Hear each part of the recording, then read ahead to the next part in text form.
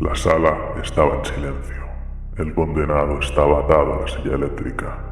Su corazón latía rápido, pero no había gritos, solo su mente atrapada en recuerdos. Recordó la noche en que su mujer fue asesinada, una escena idéntica a otras que se repetían en los titulares. Él fue señalado, sin pruebas reales, solo para acabar rápido el caso. No era un monstruo, pero todos lo creyeron así. Y mientras el zumbido eléctrico crecía, supo que lo habían elegido para proteger al verdadero asesino. En un parpadeo, todo cambió. Volvió aquella noche, justo después del trabajo.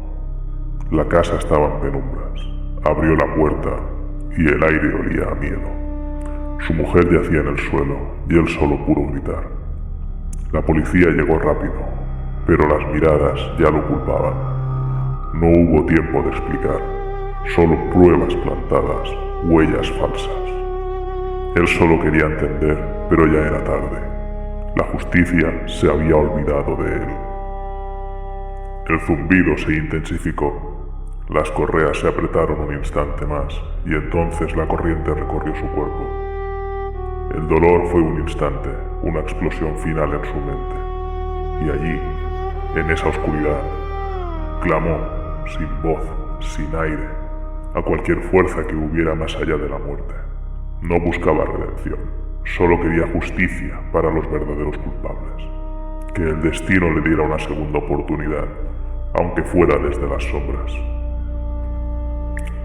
Cuando todo se extinguió en la oscuridad, una voz surgió en su interior, como un susurro que no necesitaba forma. Le ofreció el poder de vengarse de los verdaderos culpables.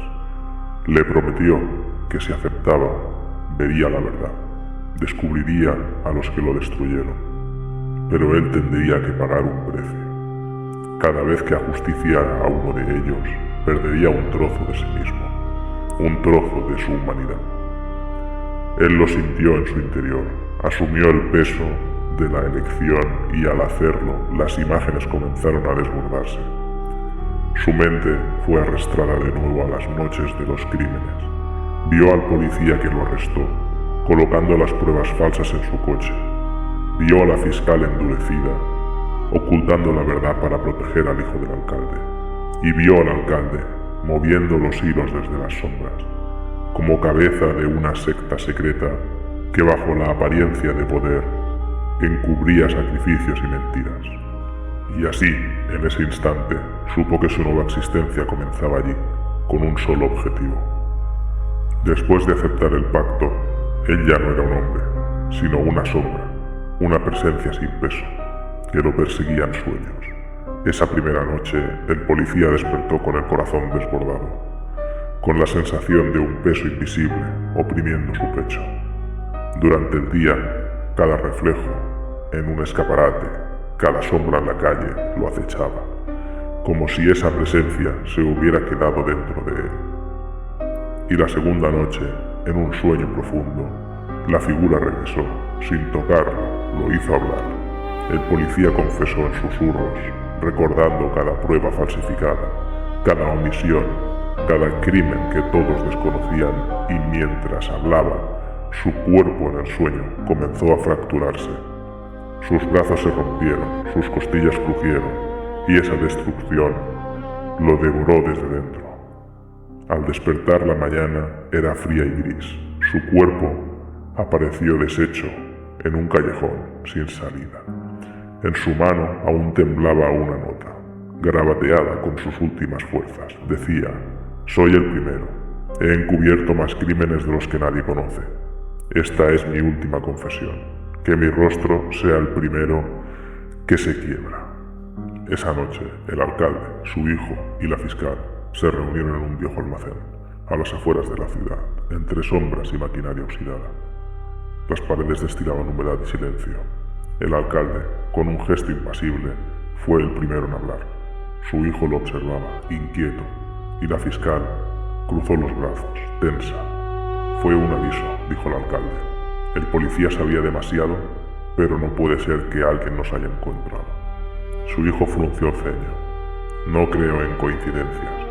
Alguien está cerca, nos está vigilando. La fiscal, sin apartar la mirada, asintió con cautela. No son casualidades, alguien más sabe. Y si no lo controlamos, será peor. Los tres se miraron en ese espacio gris, sabiendo que el terror no era solo un recuerdo, sino una sombra que se acercaba cada vez más cerca. Las noches después del hallazgo del policía se alargaron en una pesadilla sin fin. La fiscal no pudo conciliar el sueño. Cada noche una presencia invisible acechaba su casa. Oía pasos en el pasillo, sombras deslizándose entre los muebles. Las paredes, frías, parecían susurrar su nombre. No dormía bien, apenas un instante entre sobresaltos. Y esa mañana, en el coche, camino al juzgado, la carretera se estiraba interminable. Miró en el retrovisor y lo vio, su rostro espectral, flotando tras ella. Apretó los dientes, trató de ignorarlo, pero no pudo. En la sala del juzgado, mientras el preso pronunciaba su alegato, sus palabras se convertían en cuchillas en sus oídos. Eres culpable. Sé lo que hiciste. Resonaban como un eco ineludible. Cuando fue su turno, al ponerse de pie, el mundo se desvaneció. Ya no veía las caras, no veía las cámaras. Solo él estaba allí, obligándola a soltar la verdad. Y cuando las palabras surgieron, confesó todo. Manipuló pruebas, encubrió hechos que nadie imaginaba, y al acabar con una fuerza antinatural, se llevó las manos al cuello. Un crujido seco partió el aire, y su cuerpo se desplomó frente a las cámaras. Tras la caída del policía y la fiscal, algo en el condenado cambió. Ya no recordaba con claridad cómo era sentirse humano. Las emociones no desaparecieron, pero se deformaron. La rabia ya no era rabia, era impulso.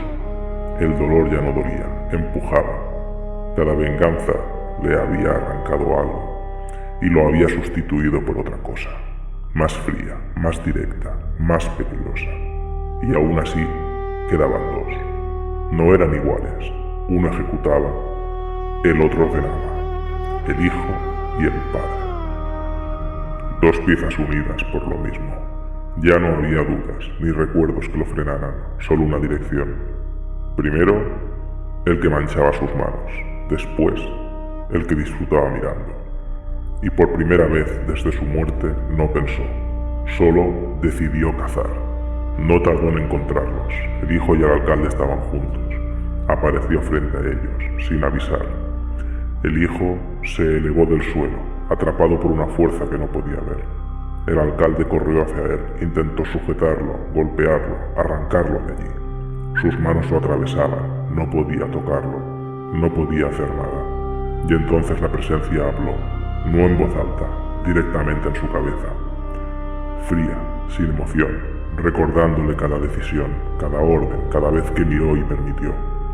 El hijo empezó a retorcerse, los huesos cedieron uno a uno, el aire se llenó de crujidos secos.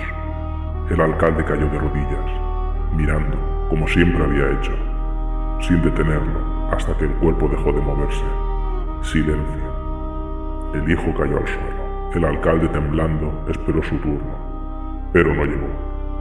La presencia se acercó a él, y entonces lo entendió. No iba a morir. La voz volvió, más cerca, más clara. Le hizo sentirlo, más que oírlo. Que no iba a perder la vida, iba a perder todo lo demás, todo lo que amara, todo lo que llegara a amar. Cualquier intento de construir algo sería destruido, cualquier persona cercana desaparecería, una y otra vez, sin explicación, sin descanso.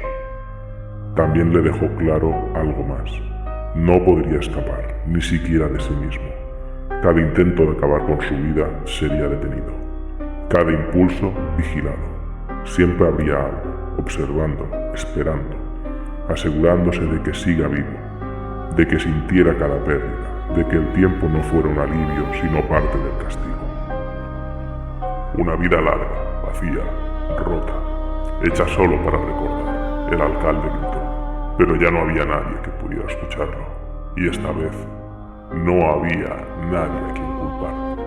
Pasaron los años, nadie volvió a ver al alcalde como antes. Perdió el cargo, perdió el respeto. Las personas a su alrededor empezaron a desaparecer de su vida. Algunas se alejaron, otras simplemente dejaron de estar. Nunca hubo explicaciones claras, solo desgracias, accidentes, decisiones que no entendía. Intentó rehacer su vida varias veces, pero todo terminaba igual, roto, vacío, solo. Con el tiempo dejó de intentarlo, se encerró. Vivía en silencio, evitando a cualquiera, pero ni siquiera se encontraba paz, porque nunca estaba solo. Cada noche, sin excepción, volvía a verlo.